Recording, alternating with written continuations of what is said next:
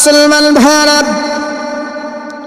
আল্লাহর হাবিব বিশ্ব নবী রাহমাতুল লিল আলামিন হাদিয়া গুলা নিয়ে, হাতের মধ্যে খাবার গুলা নিয়ে হযরত বিলাল রাদিয়াল্লাহু তাআলা আনহুর কাছে চলে গেলেন।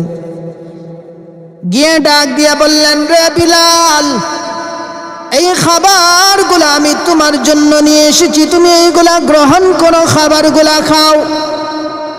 আল্লাহর রাসূল সাল্লাল্লাহু আলাইহি ওয়াসাল্লাম দেখলেন হযরত বিলাল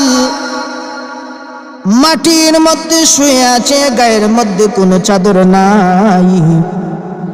শীতের মধ্যে গভীর রজনীতে বিলাল রাদিয়াল্লাহু তাআলা আনহু মাটির মধ্যে শুয়ে রয়েছে।